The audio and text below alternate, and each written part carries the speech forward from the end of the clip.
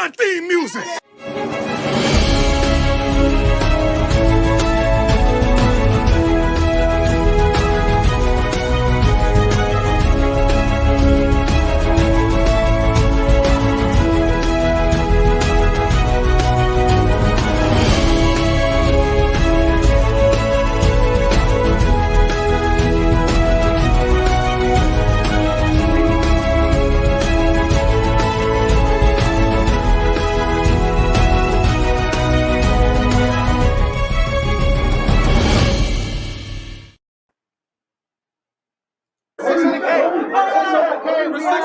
You can get two picks, two fumbles, and no touchdown. Buff Nation, what's happening? And welcome in to Buffs News Weekly Live, your weekly live show that we put on here. And it is a fabulous Sunday afternoon after the massive victory last night. We're going to go over a ton of different things, discuss the game, get your guys' feedback on your players of the game, what you saw, what you would like to see moving forward as we move into our first ever, well, not ever, our return to the Big 12 and conference play this week. So some big, massive games coming up. So welcome in to all of you who are watching, all of you who are watching this later on. Just a little bit of an update. So just based on viewership and watching, I've decided that during the season, we're going to try and focus on the live shows where we just discuss the actual games. And then in the off season, we will do the pre-recorded weekly news video, as I saw a lot more, people watching the news show during the off season. It's really kind of cut off. And so I'd rather do something that maybe is a little bit more effective as far as discussing the stuff with you, because really the news dies down during the season, and really all there is to talk about is the games themselves. So rather than just break those down in a pre-recorded, I figured let's have some live shows to discuss that. So we still have our Wednesday show every Wednesday evening at 7 p.m. Mountain Time with David Talks Buffs for the Buff Blitz, where we both recap the prior game and preview the upcoming game of the week. So be sure to catch that this Wednesday night. And then the idea with this one is let's start doing this one on Sunday afternoons, so you guys have something to talk about, some kind of college football discussion. I know NFL's going on, but if you want to put us on in the background while you got one of your games off to the side, that would be great. So we can talk about the prior night's game and really break down what we saw. Okay. So make sure, again, if you're coming in, hit that like button, subscribe. We've lost, by the way, guys, last week was killer. So losing Nebraska, we lost about 20 subscribers after that Nebraska loss. You could tell that a lot of people jumped ship when they saw that game. And just know, we're not going anywhere. We're not going anywhere. We've been Buff fans before all of this stuff happened. We will be Buff fans long after all of this relevance and stuff passes. So if you are interested in that and you want to follow this show, please hit that subscribe button, as we were getting close to the 2,000 mark and have severely dropped since. So I would like to eventually, by maybe the end of the season, hit that 2,000 subs mark. But we'll see as we go through. Really, the only way that's probably going to happen is if we succeed and win a lot of games. So we'll have to see what happens as the season progresses. So what we're going to talk about today, we're going to go over that game last night, the absolute shellacking of Colorado State. We're going to look at some highlights together. We're going to look at the stats. We're going to look at some breakdowns, because the Pro Football Focus scores have come in for yesterday's game, and they are quite excellent for a number of players that probably aren't going to be very surprising to all of you who watched the game. If you didn't watch the game, great. Let's go through this recap together. You'll get some more information. Go watch it later on if you need to, the game. But what we've got going on, first up, I wanted to just kind of go through the highlights. Thank you, Mike. Thank you, Mike. I appreciate it. We needed, honestly, the Nebraska game woke us up. We changed the way that we played. We changed our offensive line, and it brought success. So, I can always appreciate Nebraska now beating us and giving it to us, because now we're probably going to be more ready for conference play than we had have been had we somehow eked out a win in Nebraska or the game had been close. We needed that wake-up call. We got the wake-up call, and we came out and dominated. Now, one thing that I've already seen online, forgot to highlight your, one thing that I've seen online, by the way, from CSU fans is kind of embarrassing. A lot of them are saying that Colorado won because Colorado State was so bad. I get that their quarterback turned the ball over 3 times. I get that. But to say and not give credit to Colorado's defense in that game where CSU's quarterback had to roll out of the pocket almost every single time he dropped back. He never got a clean pocket. He never got to stay in the pocket. And as a result, it caused a lot of turnovers and it caused a lot of third down stops because they were not getting yards. On top of that, for the 3rd straight game, the defense, when it came to stopping the running backs of the other team, was quite successful. Now, you remember on our previous shows with the Wednesday nights, we discussed this and we talked about it, the running game and how we've been able to stop the actual running backs. Quarterbacks, yes, we still need to figure, well, we did better last night. The few times that CSU's quarterback rolled out, we had enough there to stop him from gaining too many yards like we did against North Dakota State and a little bit with Nebraska. We were able to stop that. So you could tell there was a little bit of adjustment in the defensive scheme by Robert Livingston that allowed for our defensive backs to actually just cover their men, play good coverage, and hopefully force the quarterback into some bad throws. And that's exactly what that quarterback did last night. Now, we're going to watch together. We are going to watch the, excuse me. We're going to watch the highlights together where I'm going to comment on a few plays. Then we're going to go over the different stats of the game, what happened, and then we'll go from there. So nice little way of checking this out while we have you guys on stream here. And again, we're going to fast forward through a lot of this as we go through. So the first drive of the game, CSU was gashing us a little bit on the runs. Marshall was doing a good job. They were creating holes, but got all the way down into the red zone, weren't able to come up with any points besides a field goal because the defense, again, did what they had to do. You can see here, we had good coverage, able to stop CSU's quarterback short, led to a field goal. Now, here's what I want to discuss. I want to discuss Colorado's first 2 to 3 drives before we got our first touchdown. One thing I noticed, offensive line was blocking very well. 2, we ran the ball. We actually ran the ball decently. It wasn't that bad.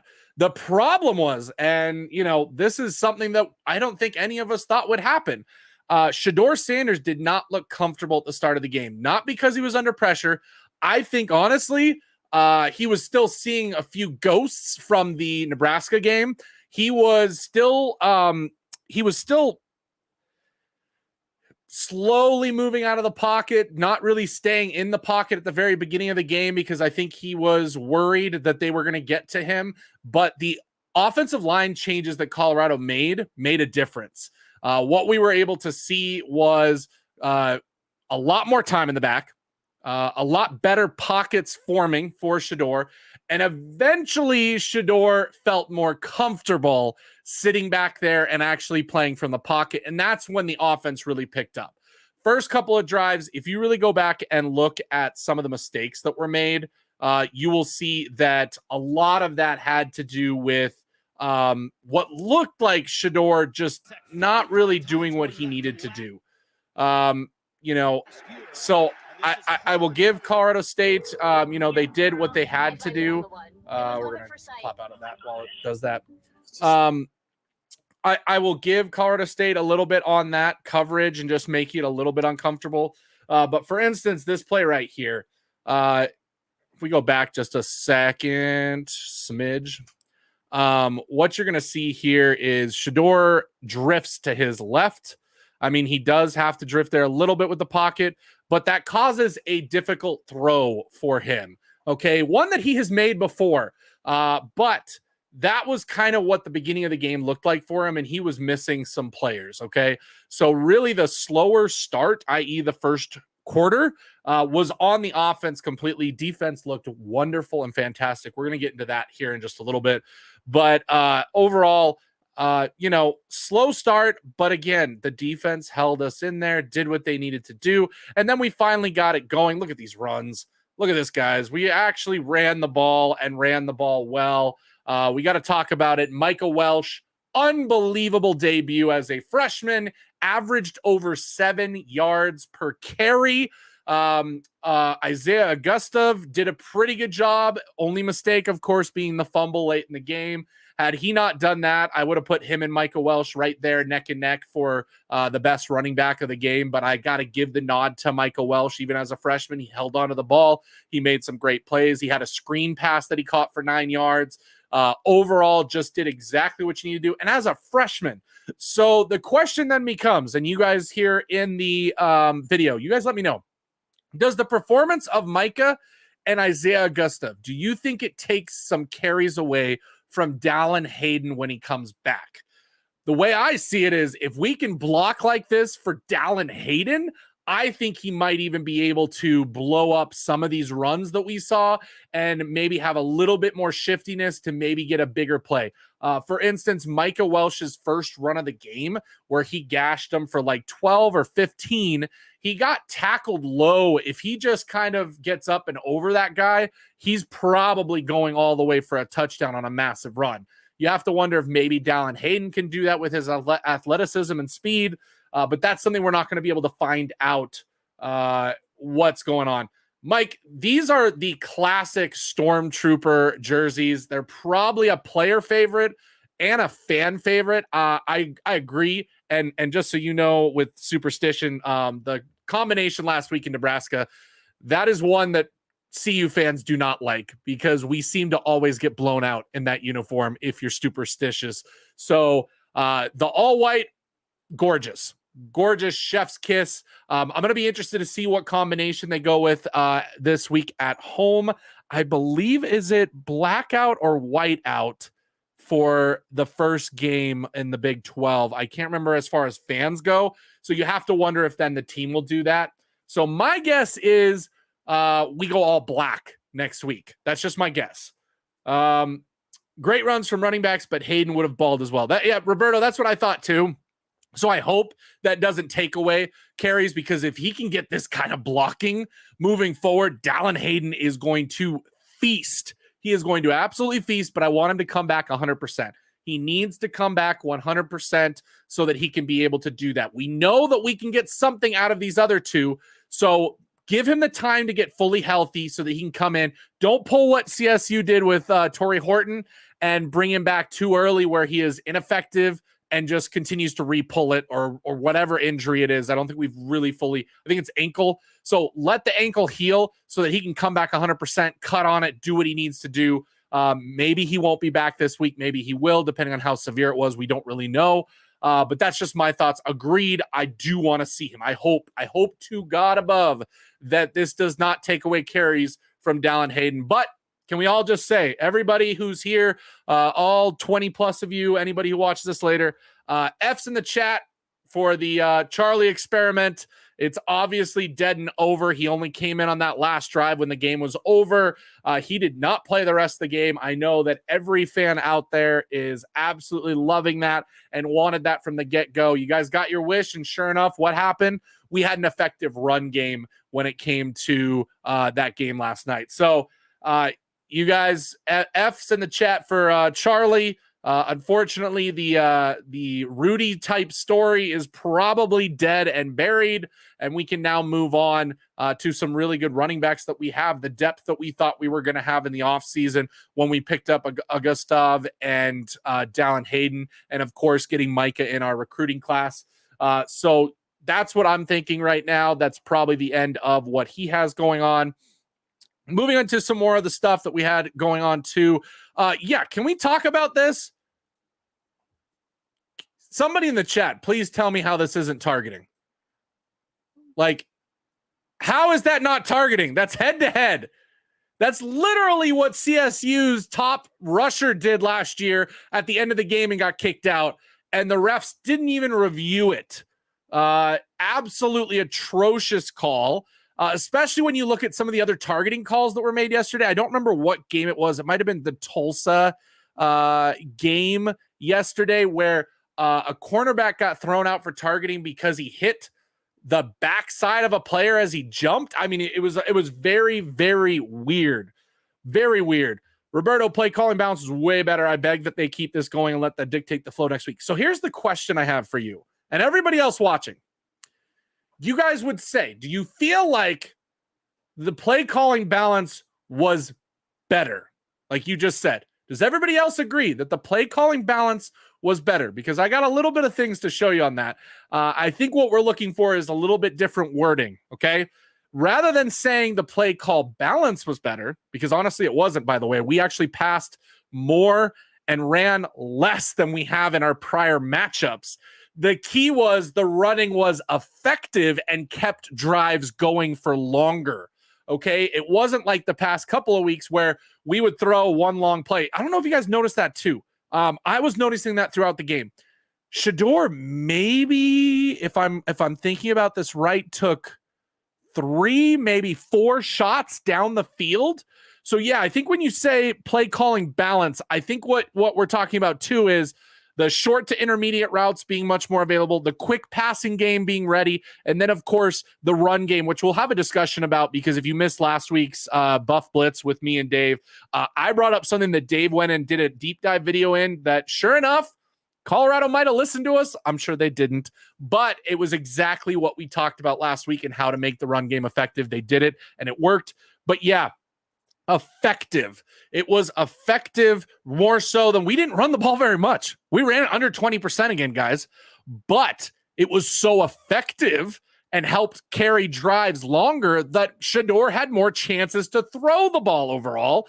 And he was hitting more of his short to intermediate routes, not really hitting that deep ball. In all honesty, what CSU did is what Nebraska did. The difference is Nebraska has a top 5, top 10 defensive line, and CSU does not. They dared Colorado to run and get the hat on hat over and over when it came to the offensive line. And Colorado, every single time, was up to the task. Versus Nebraska, where they weren't sending a ton of people and still getting through just because of how dominant they were. I do love that. I do love that Benson came to Shador immediately. So bad call. Great catch there by Shep. I want to show you guys. Let's see if we can get some of the runs. Again, as it goes through there. But what we discussed last week, we discussed that running out of shotgun for this team was doing a disservice to the offensive line. Okay? It was doing a disservice to the offensive line because it gives the defense such a head start to get back to the running back because of that delayed handoff that it's just not fair. It really isn't. It is not fair. Oh, I forgot about this play. Okay. I want to highlight this play coming up. Let me switch over to it real quick. Give you guys a second here. Okay. So watch this. I want you guys to focus on the offensive line. Okay. Focus on the offensive line here and what is able to happen, because guys, this is what we've been looking for. Again, I know CSU only rushes 3. It's kind of dumb. So the announcers called this on this play. CSU does zone, but only sends 3 guys on a full, like, we're going full block scheme. We're going to full protect, max protect for Shador. Give him that time to find his receivers. If you do this, if any team does this in the future, Shador is going to feast. Okay? So as he plays, look, both Seton and again, great day by Houston. He didn't get a great grade. He did enough. He did better than what Tyler Brown did at that position that you see right here. Notice we got Micah coming out the backfield, but look at this. He steps up in the pocket, makes it so easy on his offensive lineman, and also look who's coming to help. Benson realizes, okay, I'm going to go help Houston out here, get that block. Look at that hit by Benson. By the way, you guys need to go watch some other highlights. I'm going to show you another play that absolutely crushed it. Okay, the next touchdown, because Benson, actually the last touchdown to Travis, Benson absolutely demolishes a guy on the line, and I think we missed it big time. But look at that. Look at that blocking and double team that they ended up getting thanks to Benson. He was smarter. He was able to play freer just because of who he was next to. It just worked out. Shador goes up in the pocket, finds Travis easily because, again, the zone, you find the soft spots in the zone, and it makes it so easy when you've got the receivers that Colorado has. LeJounte was going to be coming open too if he came across. So either way, bad play call on CSU's part. Good job effectively taking advantage of it by Colorado. Let's see what we got going on. We got some holding calls. Again, look at the pocket. Look at that catch by Jimmy Horn. So again, we're trying to get in the end zone before the and then here's the play. Let's talk about this. Okay. Again, they're going to send some extra men. So it's not 3. Okay. Watch this, but they also drop out 1 and then drop out the second. Okay. It looks to be, I believe it's man. Okay. Look at this. Wide open. Wide open. Shador gets all the time in the world, can hit LeJounte, and I'm sorry, but you're not catching him. That is terrible defense by those 2 safeties high, giving him way too much speed, and LeJounte makes them pay. Great play, great throw, great pocket, by the way, guys. Again, this is what we've been talking about. I'm going to show you guys the PFF grades. The PFF grades are absolutely great for our offensive line. They did exactly what they were supposed to do. Let's see the again, time. One guy was coming on his back, but that's all the time that he needs. Can we talk about that? Those of you out there, how much time was Shador getting last year when it came to how much time he had in the pocket? Less than 2 seconds, sometimes even less than like almost 1 second. He had no time to develop these plays, which is honestly why they sometimes went with those deep routes, because he could just go back and just heave it. Okay. The long developing plays, the posts, the ins, the crossers, all of that stuff just wasn't available to Shador very often last year. And this year you're seeing more of that. So we are able to see really well. Roberto, perfect. We've been successful with that cross pass. Horn balled the same route against NDSU every game. Any team should ball with that. If you've got the speed, you should ball with that. I want to say something really quick. So remember last year with CSU, we got absolutely demolished with the crossers. Okay. And people so far this season have not been happy with Colorado running a lot of man. We still ran man. And yet we still were able to keep up with the crossers this year because of how athletic our DBs are this year compared to what they were last year at times. And we were able to make the plays that we needed to. Appreciate Prime Sports Media. Thank you so much for dropping in. Love your stuff. Make sure you guys check him out on YouTube. Appreciate you dropping in. About as much time I have playing them in CFB 2024. Let's see what else we got. Again, Mike. So, yeah. So what I was talking about with that, the crossers, if we give time, we're going to be just fine. Also, okay. So we only got 2 sacks officially in the game, by the way. It wasn't 1, it was 2. I don't remember when the other one happened, if it was a self-sack or what, but they gave Deion Hayes 2 sacks in the game. When it came to the pressure, and I talked to a number of people about this because there was a couple things going in this game. One, I believed that our defense was so much better than last year. Now, we weren't getting the turnovers until last night, of course, but our percentage on third down was absolutely and has been absolutely insane. It was insane against Nebraska. The offense was just so bad and their defense was just so good that we could not keep up and do what we needed to do. NDSU, same thing. We got them off the field on third down and it led to a lot of our points. Okay. So when it comes to that, the pressure was there. If you watch that game, CSU's quarterback had to scramble outside the pocket almost every single drop back. Okay. Another example. Same thing. He goes out, he whips the ball. Okay. He finds the soft spot in the zone on this particular play when they were playing zone. It is what it is. That's going to happen from time to time. But for the most part, like by flushing him out, they had a game plan, guys. They had to have had a game plan for this quarterback this time, because they were fine with letting him roll out. Let's just talk about this play. This is going to be the interception here. He's going to roll out again because, look, here comes pressure. And what does it cause him to do? Look back and throw against the grain, which you never, never do. And Preston Hodge gets the easy pick. Probably should have been a pick 6 if he's a little smarter there. But they had a plan, okay? What I want you guys to focus on too, that we need to look at as well, okay? We went more zone, and because of that, even when he scrambled, did he have anywhere to go? Look, right here. They knew what was going to happen here. He's not covering anybody. He doesn't need to cover anybody. His role is going to be the quarterback, so he steps up. We're not going to get that quarterback run that we saw against NDSU a ton, and the pressure forces him to throw that ball quick. Otherwise, he's probably taking a safety, and instead it leads to that pick. Now, what I want to do is I want to show you the touchdown here that we get. We'll switch back once the commercial's done.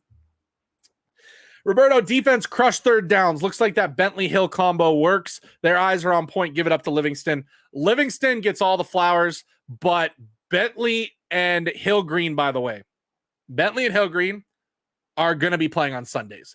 If you see their grades so far this entire season, they are both absolutely crushing their roles.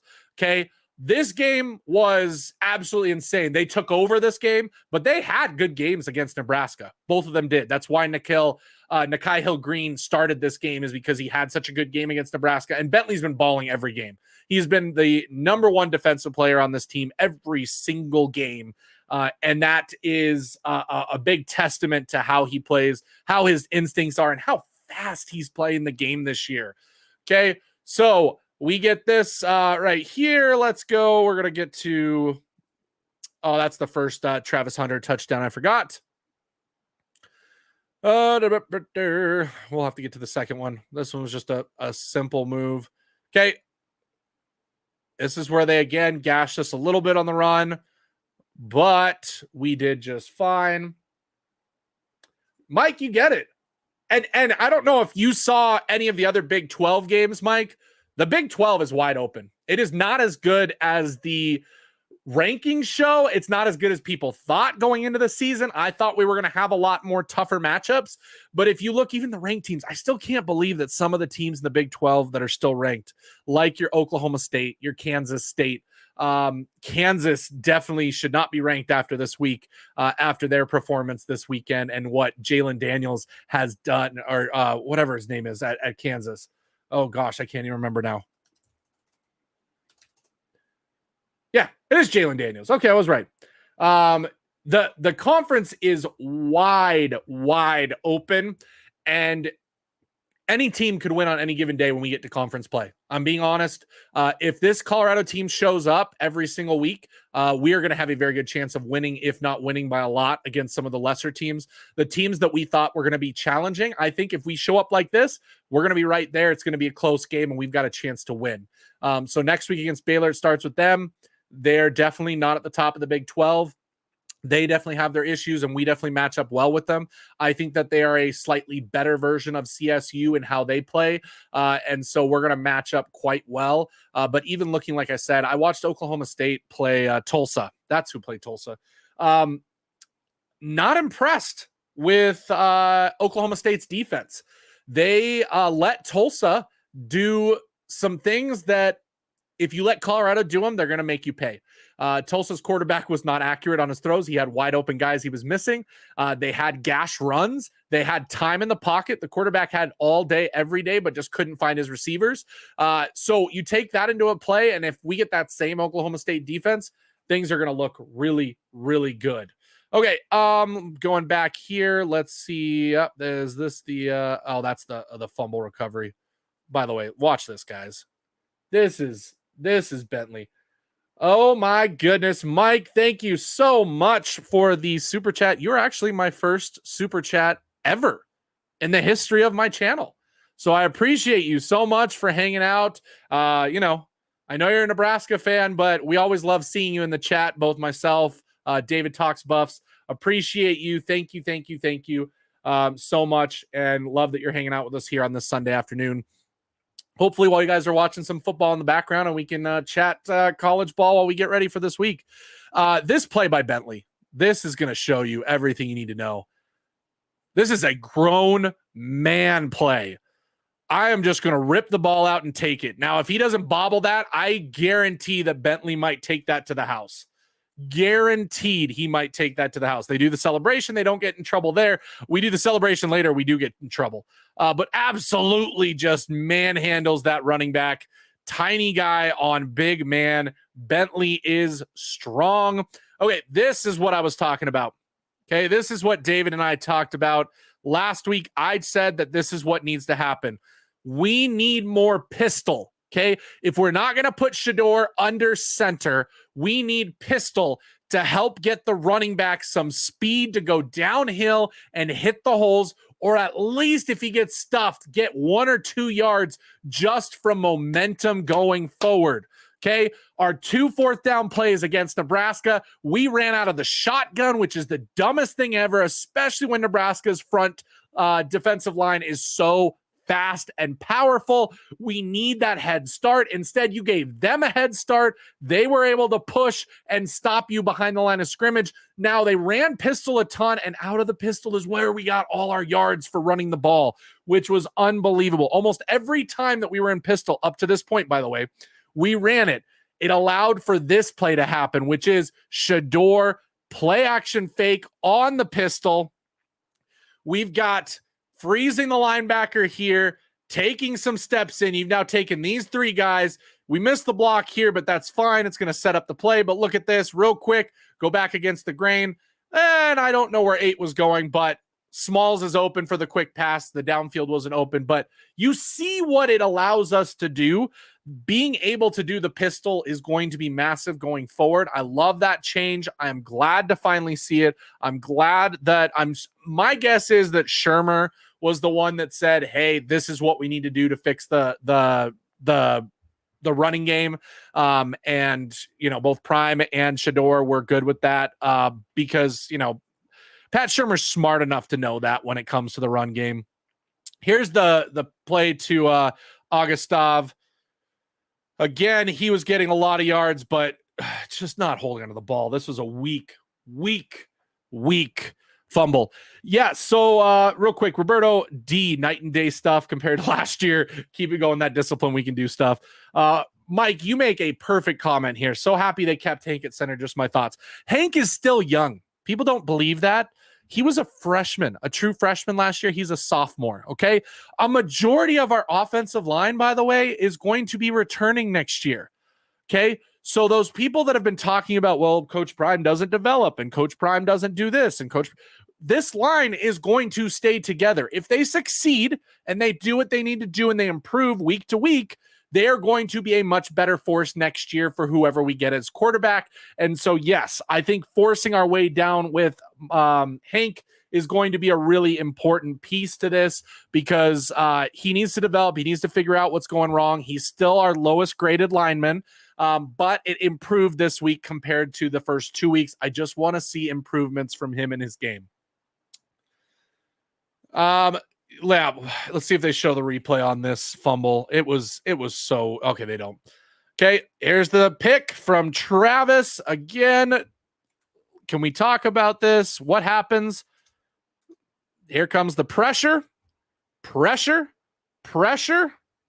What does it force him to do? Step up, roll out. Because look who broke the pressure right here. Again, we did not get the sacks, but we were getting the pressure, which then led to the plays downfield, like this interception. And what a play by Travis. Travis Hunter had a Heisman-esque game last night. 2 touchdowns, 1 interception, over 100 yards receiving. Only allowed, I believe, it was like 14 yards on defense. He pass defended 2 plays, had like 3 tackles. It was just the thing of legends last night for Travis Hunter. moving on to this, we've got the flag for the celebration, which they did the celebration. I don't know if it's a case of, okay, so here we go. Nice little toss out to Micah, who again gets the outside and does a good job. And then the late hit, that was so dumb on Colorado State. Okay, look, just enough on this play, by the way. Watch the line. Okay, 1 Mississippi, 2 Mississippi, 3. So as long as Shedeur can get 2 seconds, he is fine. He is going to be fine. Can we at least give him that minimum? You give him more than that, like this here. Wait. He can play that deep ball, and now we got a touchdown. By the way, I want to watch. Hopefully they'll show the play a little bit more. I want to see if you can see it. Let's see if you do. Yep, you can. Okay. I want to highlight something on this touchdown play real quick. Everybody pay attention. Okay. Take a look at Benson. Okay. They are rushing 4. Okay. We got Phillip Houston out here. He is going to one-on-one. Hank is going to pick up this block along with Benson helping out a little bit. Tyler Brown, one-on-one. Seaton, one-on-one. Okay. Okay. Hank's got this guy. This guy's not really even doing anything. He's almost just taking up space. I think that's just what his role was at this point. But here is what happens. Watch. Thank you. Okay. Here we go. My bad. Okay. They're rushing 4. We got one-on-ones here. We've got 2-on-1 here, but you're going to watch that he says, Hank's got it. I'm going to help Houston out here. Watch this block, guys. Benson was doing this all night, by the way. Benson was doing this all night. So right here, there he is. Ready? Absolutely decks this guy. He kept coming in on the double teams and just decking the other guy that was there, helping out Houston all night. Houston did okay. He did better than what we were getting from Tyler Brown, but it was not better. Seaton, no penalties last week. Not sure last night, but man, he'll be great too. He had 1 holding penalty, which wasn't really a holding.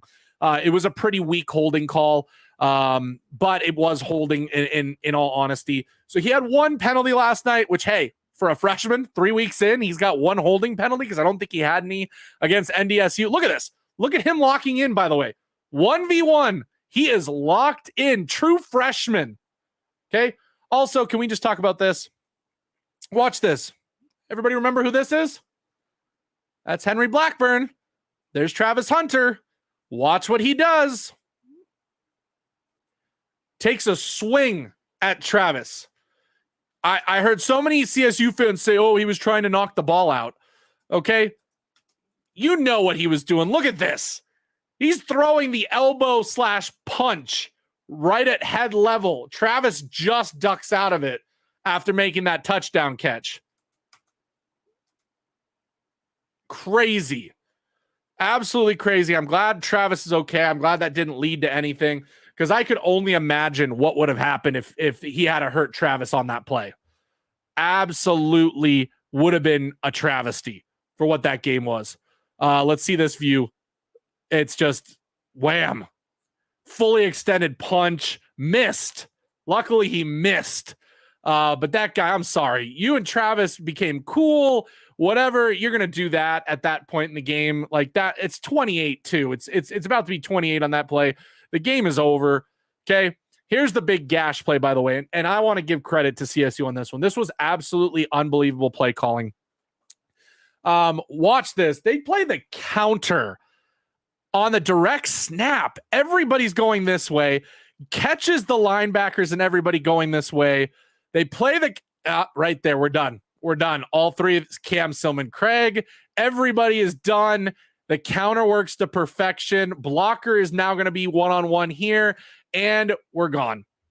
But okay, can we just talk about this? I want to show you guys something here in just a second. This play right here. The game is 28-3. There is 11 minutes left. This game is over. Let's be honest. This game is over. Okay, it's going to take a miracle for CSU to come back at this point. And this is Travis Hunter. Okay, one of the best college football players in the country. Going for a Heisman probably. Having the game of his life. What does he do? He could give up on this play and just let him score because it really doesn't matter. He chases this guy down and makes the tackle before the end zone.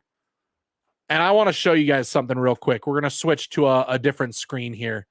Let me see which one it was.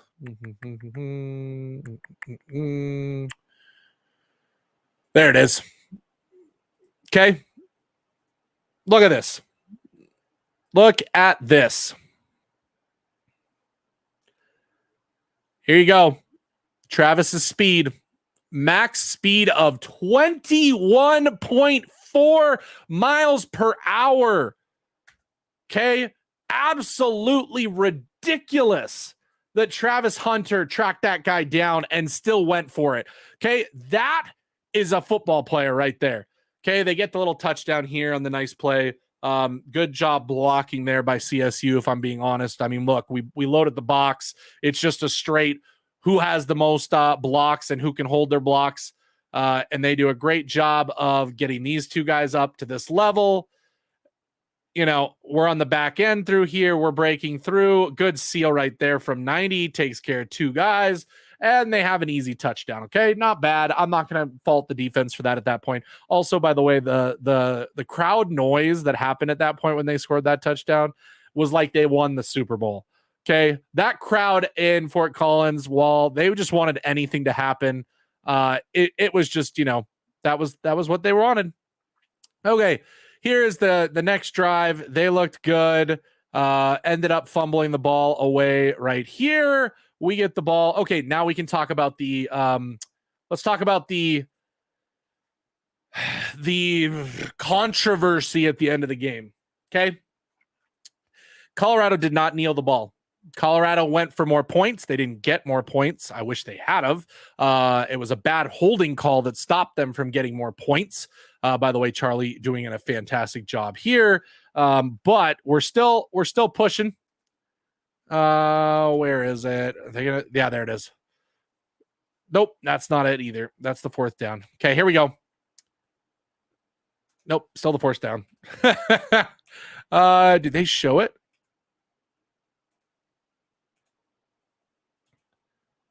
Oh, I don't think they are going to show the play. Okay, so we ended up throwing the ball even when we were up 28-9 and could have ran the clock out. And I've heard a lot of people being angry and ticked off, saying that it was Coach Prime doing daddy ball and letting Shedeur pad his stats. That wasn't it at all. If you guys followed the last week, and if you followed this rivalry, and if you followed what's been going on, you know that this is an actual rivalry. No offense. I mean, us fans hate Nebraska. Nebraska hates us. We have not played the same type of games / had the same type of bad blood recently with the players that we've had. Obviously, last year with CSU, when you had the Blackburn incident, when you had the trash talking that their coach did, when you had the offseason where his family was trash talking the team. And then we go on to last week's interview with the quarterback and Torrey Horton, and they are talking trash again about Colorado and how the game went last week and how they are better than them and how, you know, Instagram followers aren't going to get you, you know, wins and blah, blah, blah, blah, blah. Okay, so there is real bad blood with these teams. So that was Coach Prime and the team saying, we're up 28-9. We're going to go for it. We're going to still slam it down your throat. We're going to show you that this isn't a fluke. We're going to show you that last year was a fluke, and we're going to really take it to you. I'm fine with it, okay? It's different than the NDSU game. A lot of people compared it, including the announcers, by the way, which frustrated me. Comparing it to the NDSU game, where if we kneel the ball, the game ends, that was a one-score game. The game is over. We have a 19-point lead, okay? Us giving them the ball back is not going to lose us the game like it almost did with NDSU. So not the same scenario. I am fine with it. Exactly. If it wasn't CSU, we would have kneeled. I was hoping we scored again. And that was what I wanted to bring up too. The Jimmy Horn catch on the phantom holding call that kept the Buffs from getting a massive gain and probably at least 3 points, if not 7 more, was really frustrating. We should have had it. If that happens, you know, we're singing a different tune here. Because I can only imagine what people say of a score that is, you know, what, 35 to 9. Like, that's embarrassing. So I really wish we had him, but that's why we did it. Nobody is, if you're a true football person, I've heard so many football players say they absolutely loved what Colorado did at the end of the game, because when it comes to rivalries, you do want to do things like that. And it is not about respecting your opponent because they didn't respect you. Same thing with Shedeur choosing not to shake the hand of the quarterback. The quarterback tried to be all buddy after he was talking trash during the entire game and all week and all offseason and all last year. So sorry if, Shedeur Sanders and him want to have bad blood and Shedeur wants to say, you know what? You're going to talk trash to me all week and now you just think this is cool? Like, yeah, really. It's funny. It's a positive and fun day. No comments on last 3 minutes. My score prediction been real close if you found someone to throw to, though. We probably should have had that next score, just so you know. So you probably did have the score. Okay, it is 2:45. We're about 45 minutes in. We're going to go another 10 minutes or so. Let's go to what I wanted to show you. Let's look at some of the Pro Football Focus and the stats of the game. Shedeur Sanders balled. He started off slow. This is with starting off slow.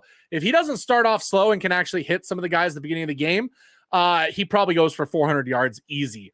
Okay, but 310, 4 touchdowns, no picks, 36 of 49. That is an absolute game. Travis Hunter, 1 interception, 13 catches for 100 yards exactly, 2 touchdowns, 4 tackles on defense. He absolutely balled. And then let's go with the defense. For who balled on the defense? DJ McKinney in the secondary. Look at this. 2 pass breakups, 7 tackles, and a 42.4 passer rating against with a Pro Football Focus grade of 77.1. That is absolutely wonderful. He balled last night. Let's talk about those linebackers last night. Here we go. Levonta Bentley. This is why I said Bentley is going to be playing at the NFL. He's going to be playing on Sundays, and this season is making that happen. In fact, this season is making him a draft pick. Okay, he's probably getting drafted in one of the rounds, probably late, but he is going to be drafted. 4 tackles, 1 sack, 1 forced fumble, a 79.8 grade on his tackling, a 95.3 on run defense grade, and an overall defensive grade for the day of a 90.7. Okay, guys, Levonta Bentley had a day against the sheep. And then the big one, of course, this one was, if you guys watch the game, if you can go back and watch the game, this guy had one of the craziest games I've seen just because of how violent he was in a good way. He was so good at finding the running backs. He had some amazing hits, clean hits. He was everywhere. And that is Nikhai Hill-Green. Nikhai Hill-Green, not as good as Bentley in the grades, but look at this, 82.8, 6 tackles, 76.5 between him and Bentley. They formed an absolute terror at the middle linebacker spot. And then for those of you that want to talk about Trevor Woods and how he's not great and all this stuff, what I noticed is they pulled out one of these guys when it was 3rd and long and used Trevor Woods as the coverage linebacker, which makes sense. He was a safety. He understands that a little bit more. And if he's in a for sure passing situation, he's not going to eat, or he's not going to fall for the play action that he did against North Dakota State. If you guys remember watching, Trevor Woods had a couple bad plays. He did great in the run D, but when it wasn't a run play and it was play action, he ate up. He completely fell for the play action pass each and every time, and that caused some problems. This linebacking core, Roberto, you could hear that every single time, the crack of his helmet on every single guy that he hit. Nikhai Hill-Green was on something, and that is a game also with missing Shiloh Sanders. So we were able to do that while missing Shiloh Sanders. I just realized I haven't even been showing some of these. Okay, Nikhai Hill-Green, here's your grades. Okay, Levonta Bentley, 90.7, 95.3, 79.8, 4 tackles, 1 sack, 1 forced fumble. Absolute killer of a day. If we go look at the box score as well here, I just wanted to look at this just a little bit. Let me zoom in a little bit. There we go. Okay, so as far as our rushing goes, this is what I want to highlight as well, because Roberto, you said this earlier. You said that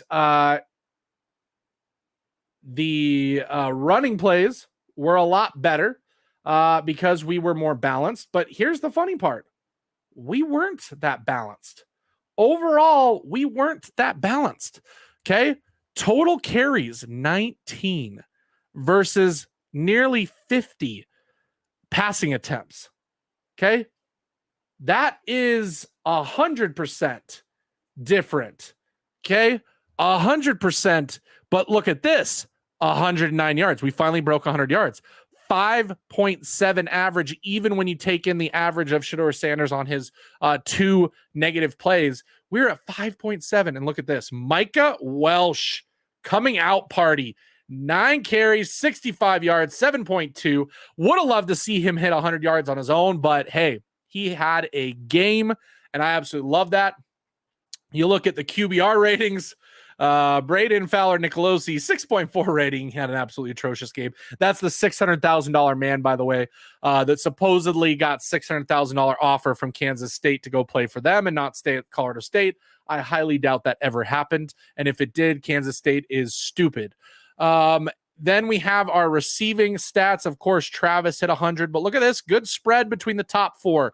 7, 4, 5, 13, and then you got the couple of 1-2 catches out. Oh, Sam Hart had a catch for 2 yards. I don't even remember that play. I hate CU. Stop running the ball. I know. I get it. But hey, This is what we need. This is the kind of balance, though, this team needs. When you have Shedeur Sanders and you have Travis Hunter and you have this receiving core, if you're going to run the ball, you need to be effective in the little bit that you run in order to open up these passes. I'm fine with these stats right here. If we have this every week, if Shedeur throws for over 300 and 4 touchdowns and we get over 100 yards rushing with a 5.7 average when we need it, that is absolutely balling and what we need. Okay, what we need. Success of the running, 5+ yards, average definitely softened up CSU secondary for us. It 100% did. It made it so much easier on the offensive line. They weren't seeing, loaded boxes. They weren't seeing blitzes. They weren't seeing any of that stuff. They were making it so much easier on themselves. And then defensively, let's really quickly, we talked about this. DJ McKinney, 7 total tackles, 4 solo, 3 passes defended. So they have 3 on ESPN. I don't know if that's updated. Nikai Hill-Green, 6 tackles, 2 for a loss. Levante Bentley, 5 tackles, 1 for a loss. Then you've got Carter Stoutmeyer defended a pass. Travis Hunter defended a pass, got an interception, 2 solos, 5 total tackles. Dayon Hayes, 2 recorded sacks and 2.5 tackles for a loss. Yes, 100%. When number 2 lets the ball go 7 times out of 10, he's on target, 100%. Mike, I bet Baylor is a little nervous now. I think that when Baylor watches this tape, they're going to realize it's not going to be an easy day. And when Colorado watches the tape on Baylor, honestly, we're going to realize we have a good chance to win this darn game. Okay. When it comes to our Big 12 conference right now, I'm going to pull up Baylor real quick. We'll do a quick recap on what they've got going on. But we'll do a bigger dive on Wednesday night. Make sure you guys are coming. So really quickly, let's see. Sawyer Robertson, is this for the season? Oh, they've played 2 quarterbacks. I wonder if one got hurt. So 315 yards, 300 yards, 641 yards, while Colorado, let's see what Shedeur's stats are. Yeah, 1,000 yards for Shedeur Sanders versus the Baylor's 650, 61 completion percentage versus 69%, almost 70. Let's see, 9 touchdowns, 2 interceptions versus 4 touchdowns, 2 interceptions. Yeah, that's going to be a fun game. That's all I'm going to say. 5 sacks. And then let's see the rushing guess what? The quarterback doesn't run. The quarterback doesn't run, everybody.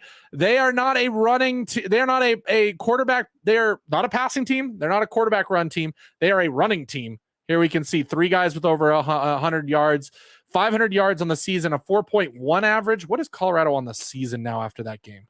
How bad is it? 2.9 after that game. Okay, we're getting better, but 184 versus 502. So we've got to stop the run, and we've got to force them to pass, just like we did against CSU. just like we did against CSU. So yeah, going back to the stats on the game, what else we got here that we want to look at real quick? Oh yeah, we're in defense. Colton Hood had some great plays. There's our 2 interceptions. So overall, this week's going to be fun.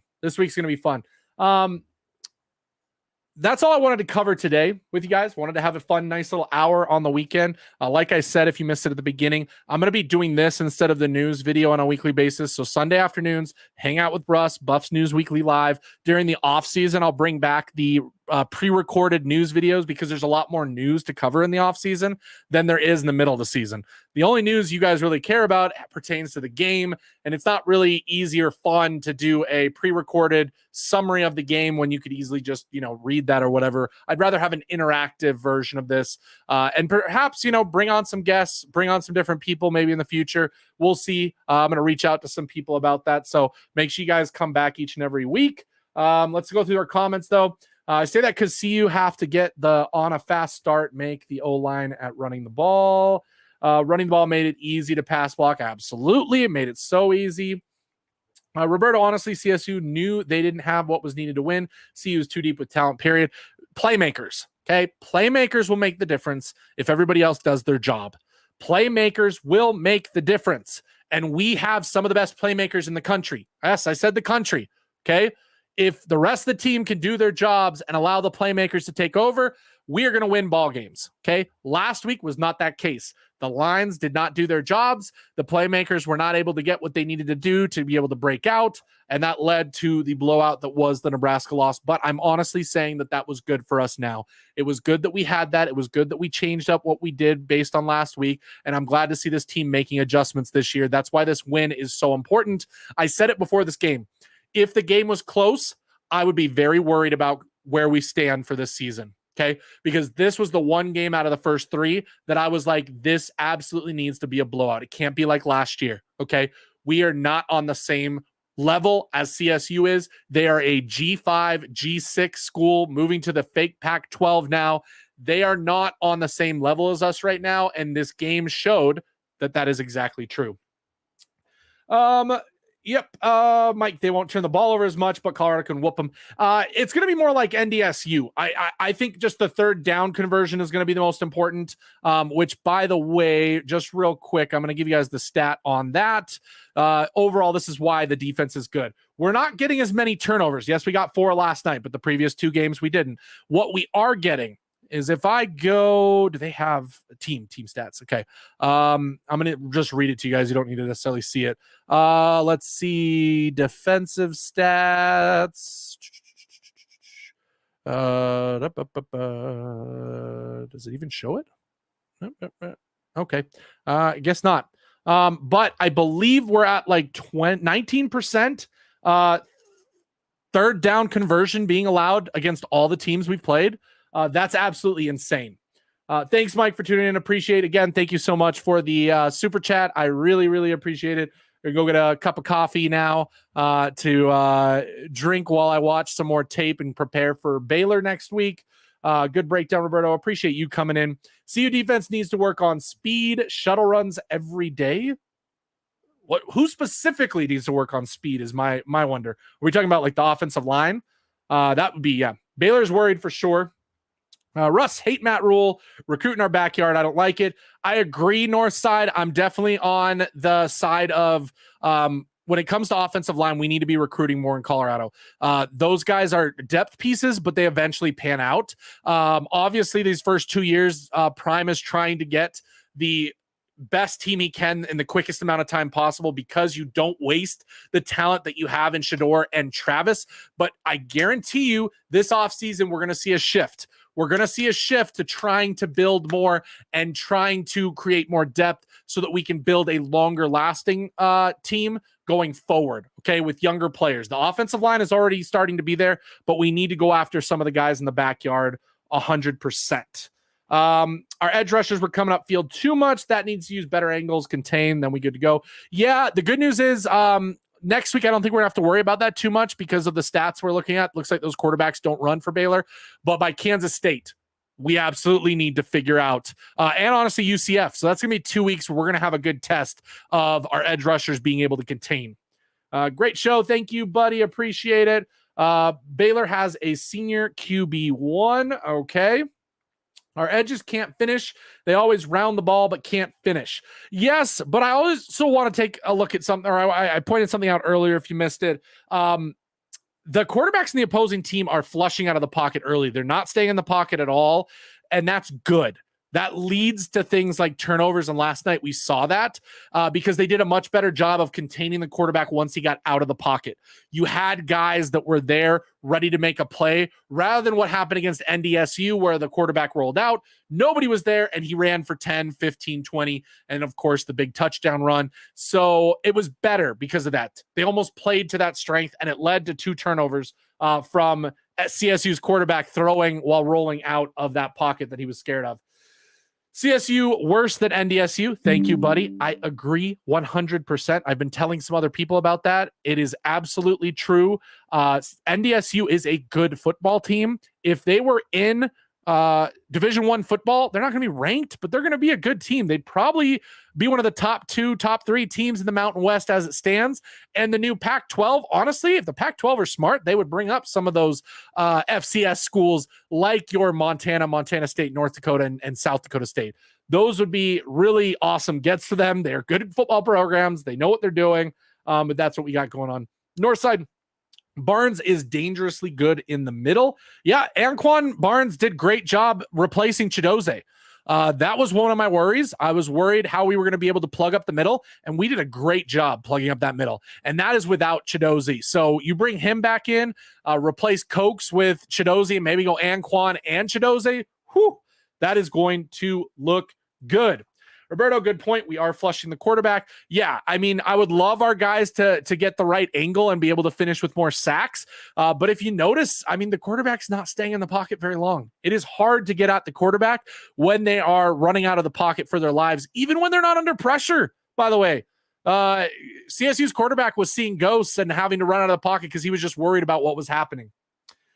Northside Shador has to use the check down. Yes, I agree. There are a couple more easier plays. He always goes for that harder play. He always locks into one particular receiver and likes to go there.